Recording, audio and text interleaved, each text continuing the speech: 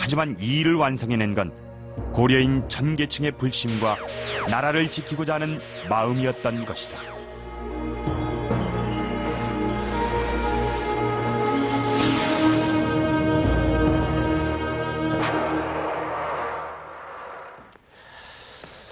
이곳은 고려궁이 있던 강화성의 서문입니다. 이 고려인 전 계층이 불심으로 만들어낸 대장경판은 완성된 뒤 바로 이곳 서문 밖에 보관이 돼 있었습니다. 이와 관련한 기록이 이 고려사 고정 38년조에 나와 있습니다. 행성 서문 외 대장판당 솔백관 행향. 왕이 성 서문 밖에 있는 대장판당으로 백관을 거느리고 가서 향을 올렸다는 것인데, 이때가 1251년, 그러니까 경판 제작이 완료된 뒤에 축하 행사를 치렀던 것으로 보입니다. 여기에서 대장판당이랑 이 경판을 보관하는 장소로 이 당시엔 이곳 서문 밖 어딘가에 있었던 것이죠. 그렇다면 이 8만장이라는 이 방대한 양의 경판은 과연 어디서 만들었을까요? 이 대장경엔 지명을 밝힌 경판이 딱 한 장 있습니다. 바로 이것인데 여기에 이렇게 적혀 있습니다. 정미세 고려국 분사 남해 대장도감 개판. 즉 남해에 분사 도감이 있었고 거기에서 이 경판을 만들었다는 것입니다. 이걸로 봐서 이 남해는 판각지였을 가능성이 아주 높습니다.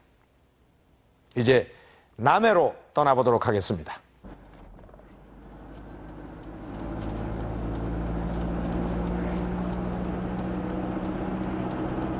남해는 진주 아래쪽에 있는 섬으로 우리나라에서 네 번째로 큰 섬이다.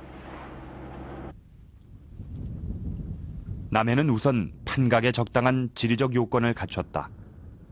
당시 몽고는 육지에 거의 전역을 휩쓸고 다녔지만 이곳까지 미치진 못했다. 또 하나 고려해야 될 사항은 경제적인, 인적인, 물적인 기반일 텐데요. 역시 그런 측면에서도 이곳 남해는 좋은 여건을 갖고 있었습니다.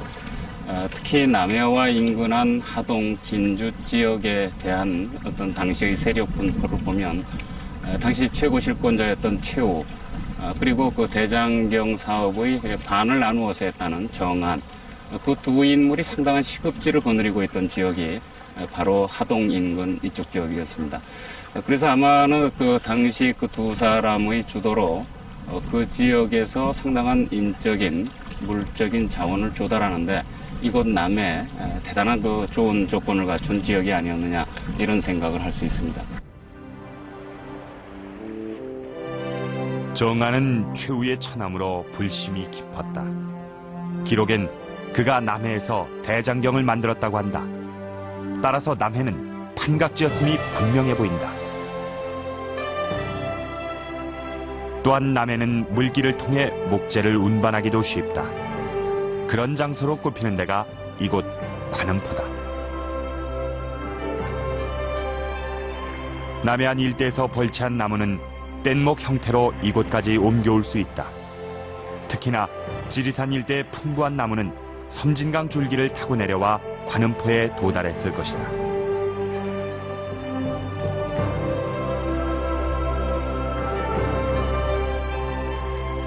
그렇다면 판각은 어디에서 이루어졌을까?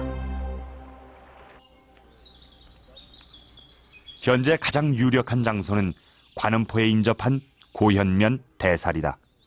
고현은 옛날 이곳에 현청이 있어서, 그리고 대살이는 큰 절이 있어서 붙은 지명이라고 한다. 이곳 마을 사람들은 이쪽 뒷산의 아래에까지 아주 폭넓은 큰 가람이 있었다. 그리고 그때 채집되는 이런 걸 보면은 고려 시대로 추정하는 그런 기아편들도 많이 죽고 이랍니다. 이곳엔 종지등이라고 해서 한때 종각이 있었다고도 전해진다. 5년 전 경북대에선 종지등을 포함해 마을 뒤쪽 능선을 지표조사했었다. 그때 다량의 기와편이 수집됐는데 문양으로 봐선 고려 때 것이었다. 당시 지표조사를 담당했던 경북대학교 박물관 측의 조사 결과에 의한다면 역시 13세기에 건축물이 세워져 있었을 가능성이 대단히 높다라는 점, 특히 이곳 대사리는 여러 가지 측면에서 사찰이 세워져 있었을 가능성이 높다라는 그런 그 조사 결과를 발표한 바 있습니다. 특히 대사리와 선원마을 사이에 들어와 있는, 지금은 물론 그 육지로 되어 있습니다만 당시에 바닷물까지 그런 지형적인 요건까지 고려해 본다면 여러 가지로 대장경 판각 장소가 가질 수 있는 입지 조건을 충분히 갖추고 있지 않느냐, 그런 추정을 해봤습니다. 마을 입구는 일제 때 간척됐다. 하지만 고려 때엔 바닷물이 마을 앞까지 들어왔을 테고, 따라서 경판 목재도 물길을 통해 이곳 입구까지 도달했을 것이다. 그렇다면 남해에서 만든 경판은 얼마나 될까?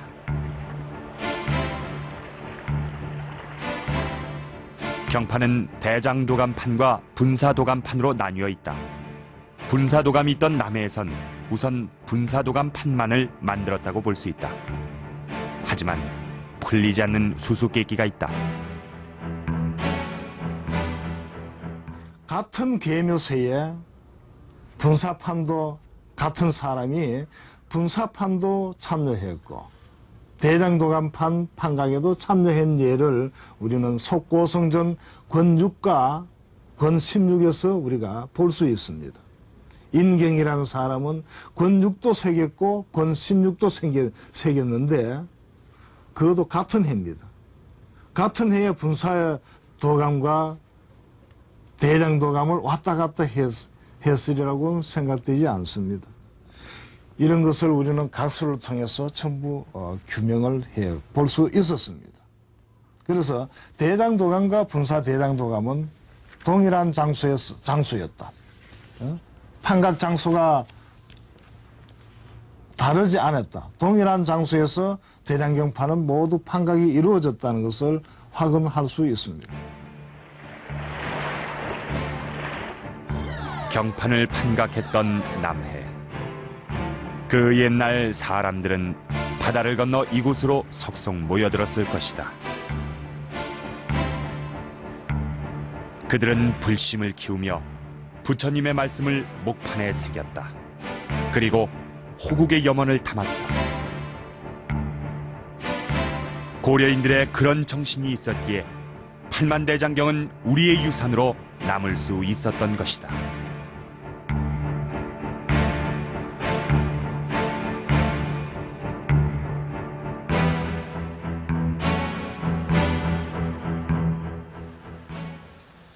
이렇게 몽고병의 발길을 피해서 남해에서 만들어진 경판은 당시 도성이 있었던 강화도로 여러 차례 나뉘어져서 옮겨졌을 겁니다. 그리고 강화성 서문 밖, 이 대장판당에 보관이 됐던 것이죠. 그리고 지금은 바로 이곳 경남 합천 해인사 장경각에 보관이 되고 있습니다. 이 장경각은 여러분들이 보시는 것처럼 모두 4채 건물로 이루어져 있습니다. 이 대장경은 그중 이 남쪽과 북쪽에 있는 2채 기다란 건물에 나뉘어져 있습니다.